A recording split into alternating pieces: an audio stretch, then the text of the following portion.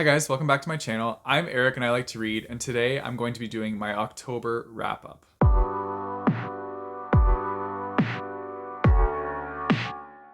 So as I said, I'm going to be talking about all the books I read in October.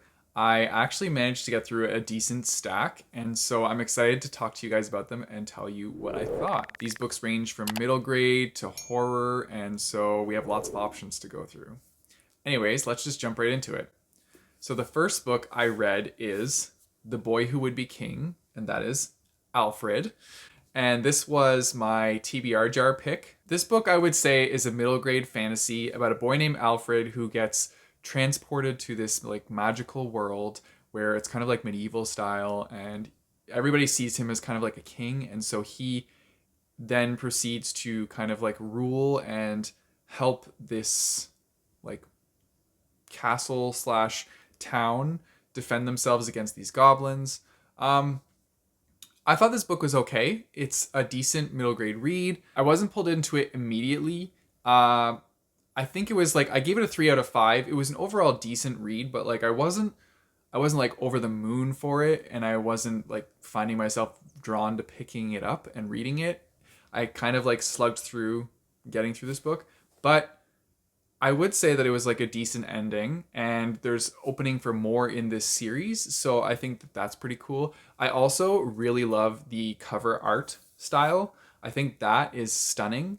I wish they kind of like threw some illustrations in there throughout the book with this kind of like art style, because I think that would add a lot more to the story. For a quick middle grade fantasy book, like it was a pretty decent read. I just think that I would be looking for more, I guess, sophistication in my plot, because a lot of the plot was just like the setup for fighting the orcs, and it was like routine, going over all like the different steps of like practicing and stuff, which I understand, like that's a common thing in tropes where it's like a school with a mentor setting kind of thing. But in this one it just dragged a little bit, so like it took a while to get through.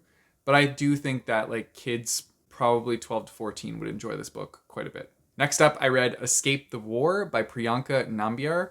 And so this was a book sent to me by a press company that only publishes books written by teen authors. So this book was written by a teen author. And this one is following the story of a girl who gets pulled into her video game that she is playing.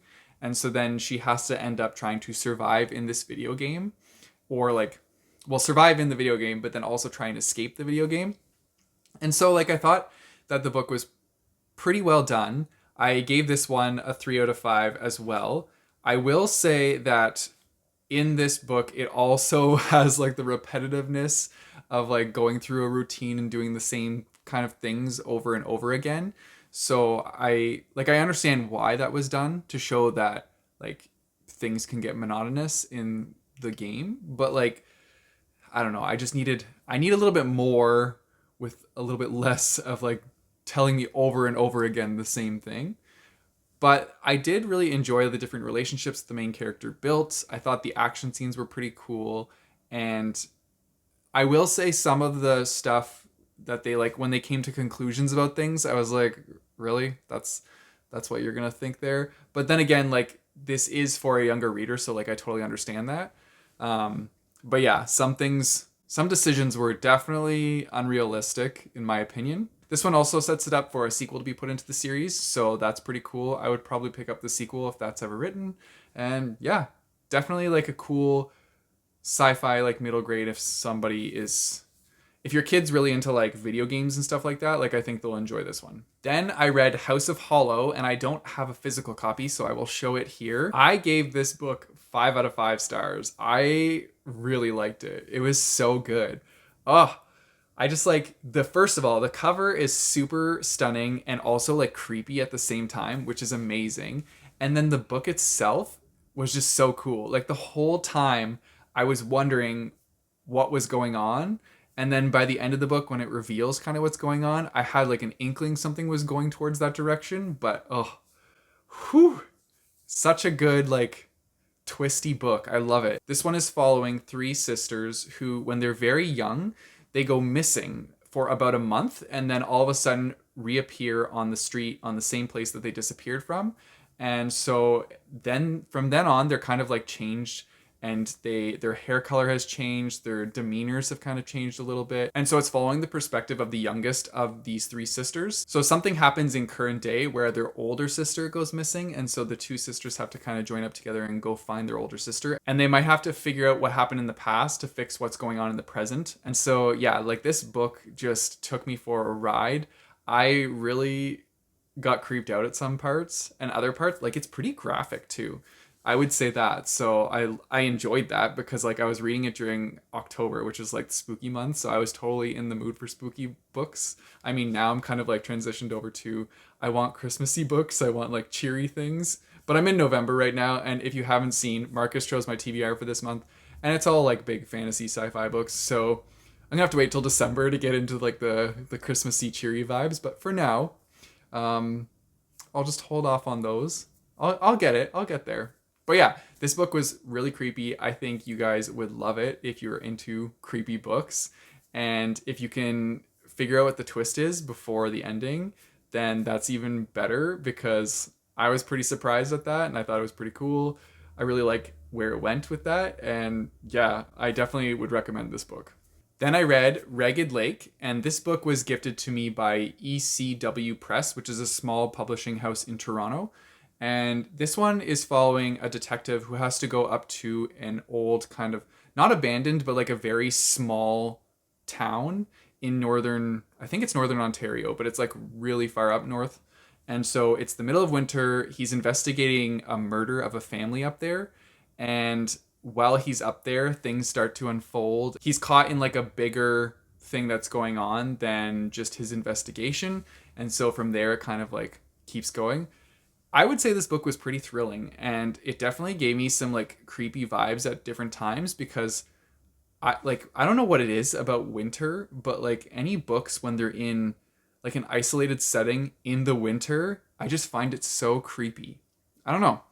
There's just there's just something about that creeps me out. I feel like I wouldn't want to be somewhere in the winter. I get maybe it's just because I don't like being cold. I don't know if that has a factor here, but like cold and scary, warm and scary. I don't know. I like to be creeped out, but I'd rather be warm while I'm creeped out. I'm just going on a rant now. But anyways, this book was definitely like a fun mystery thriller, and I think that if you like those isolated settings, then you will like this book. I ended up giving this one a 4 out of 5. It was a lot of fun. I enjoyed learning about the setting because like the setting is part of Ontario, so that was really cool. And yeah, I think it was definitely packed full of action and thrills. Then I read Face of Evil, and this is by my friend George Morris Ath, and he wrote an amazing book. Like, I loved this. I thought it was so good. I also gave this book a 5 out of 5 stars. It was phenomenal. I messaged George right after I finished the book and talked to him for a while about like all the different things that he did in the book and like the little Easter eggs he put in there that I like was picking up on as I was going through it, and just like all the cool things that are potentials for more books that he's going to write. I think he should definitely keep writing because George is a fantastic writer. Like, I felt like I was reading a book by a professional writer that's been doing it for years. And when I say years, I mean like 20 plus years. Like, it was really well done. So this book is following the main character. I believe her name is Lydia, if I remember that correctly. I'm notoriously bad for remembering character names when I actually go to talk about the book, but I'm pretty sure it's Lydia. So she is visiting an asylum to interview a serial killer at this asylum because she wants to write a book about it. And so it's her trying to get inside the mind of a serial killer, but the serial killer is also trying to mess with her. And so this kind of becomes like a game of cat and mouse. And oh my God, I was just like, I had so many theories going on during this book, and I was messaging George, like telling him my different theories, and just like he wasn't obviously giving me anything because I didn't want him to. Like, I wanted to be surprised, but it's just, I can just imagine him like hearing my theories and just chuckling away because none of my theories were correct. I will say the ending was like, I didn't see it going in that direction, so that was really cool. And yeah, it was funny. We were like talking about like different pointers about like things that could have happened and things like that. And yeah, I really enjoyed this book. I think that anybody that wants like an action-packed psychological thriller, this is the one for you, and you will be blown away by the ending. It was such a fun time, and I definitely want to read. I will read anything else that George puts out. And then the last book I read was Clown in a Cornfield by Adam Cesar. I thought this book was awesome.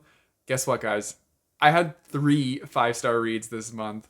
I gave this one also a 5-star. This book was like the epitome of like an 80s slasher flick. I literally felt like I was inside of an 80s movie when I was reading this book, and that's just awesome. Like it's not even set in the 80s, but like just that kind of vibe when you're watching an 80s movie, and just like different corny scenes from 80 movies, different things that they tell you in like horror movies never to do and things like that. Those were coming up in this book, and I was just having a great time with it. It's set in modern day, but it was just so good, and it's so creepy because it's about like, well, clowns in a cornfield. So I like clowns are already creepy, and then put them in a cornfield and make them murderous. And yeah, you got me. I'm hooked. I was glued to the pages reading this book, and my heart got broken at parts. I was stressed. So many emotions were flying through me while I was reading this book, but I was right in there for the ride with the main characters, and it was intense. It's kind of hard to say much about this book. Like I don't want to really give anything away, but essentially the way it's kind of portrayed is that the townsfolk are kind of upset with the younger populace of their town because they're always out like doing parties and like setting off fireworks and just getting in the way and also causing damage and things like that. And so they're all kind of like butting heads, and then in comes a murderous clown. That's all I can really say. I really can't say anything else because I don't want to give anything away. But yeah, I would definitely recommend this book. Like it was such a fun time. It definitely gets gory at parts, but like that's what you would expect in a slasher flick is some gore. So there's definitely some of that. And if I was the main character in this book, I would not want to be in the situations they're in. But yeah, it's definitely a fun read. And I think that if you do pick this one up, you will be glued to the pages as well. I'm also currently reading a book called The Ripening. I believe that's what it's called. It's an ebook that I'm reading on my phone right now. I could show a picture here because I'll get it in editing afterwards. But I'm only about 70% the way through this one. I'm leaning towards it being a 3 out of 5 stars. This was also sent to my blog. So this has been a book that I've just kind of been reading over time. And this is following the story of a woman, and it's like split in perspectives. So you every chapter it goes back and forth. So some chapters are like when she's younger, and then other chapters are when she's older, and it's showing like how their life has changed throughout their life. A lot of it is set in Canada, so I think that's really cool, and I get to see like, well, I get to picture the setting of like Alberta and Saskatchewan and over in that direction.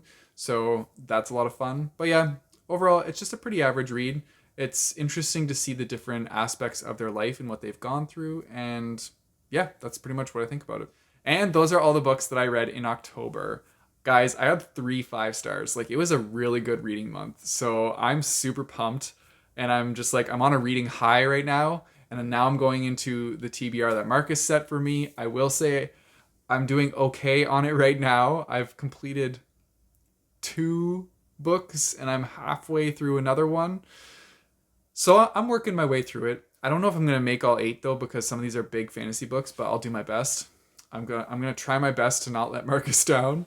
But yeah, I'm just like, I'm on a reading high right now, having a great time with the books that I am reading.